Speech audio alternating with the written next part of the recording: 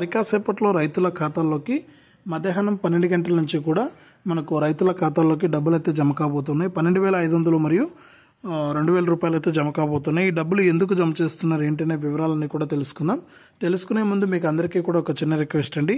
ఇంకా మీరు వీడియోను లైక్ చేయకుండా ఉంటే వెంటనే లైక్ చేసేయండి. తెలిసిన బంధువులకు స్నేహితులకు షేర్ చేయండి. ఇంకా కొత్త వాళ్ళు ఎవరైనా సరే మన ఛానల్ను సబ్స్క్రైబ్ చేసుకోకుండా చూస్తూ ఉంటే ఇప్పుడే వీడియో కింద సబ్స్క్రైబ్ అనే బటన్ ఉంది, సబ్స్క్రైబ్ చేసుకోండి. సబ్స్క్రైబ్ అయిన వెంటనే గంట వస్తుంది. గంట పైన నొక్కితే మళ్ళీ కూడా పక్కన ఆల్ అనే గంట వస్తుంది. ఆ గంట పైన కూడా నొక్కితేనే ప్రతి వీడియోను కూడా మీరు మిస్ అవ్వకుండా మీ ఫోన్లోనే నోటిఫికేషన్ లేదా మెసేజ్ రూపంలో అయితే తెలుసుకుంటారు. దయచేసి ప్రతి ఒక్కరు కూడా వీడియోను లైక్ చేసి షేర్ చేసి సబ్స్క్రైబ్ చేసుకోండి.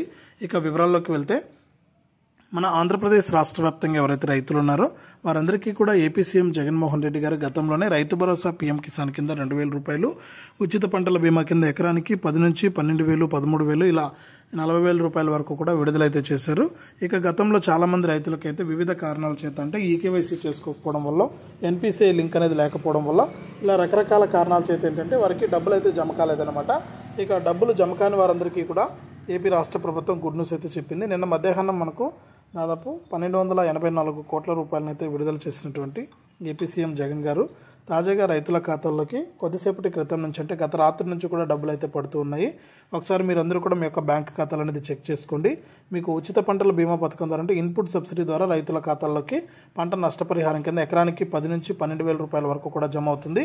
ఇక రైతు భరోసా పీఎం కిసాన్ కింద వారి యొక్క ఖాతాల్లోకి మనకు గతంలో మీకు రైతు భరోసా పీఎం కిసాన్ డబ్బులు పడకుండా ఉంటే ఒకేసారి 13,500, లేదు మీకు గతంలో కనుక 13,500 పడి అంటే 2,000 రూపాయలు మాత్రమే జమ అవుతుంది. ఈ విధంగా రైతుల ఖాతాల్లోకి డబ్బులు అయితే పడుతున్నాయి.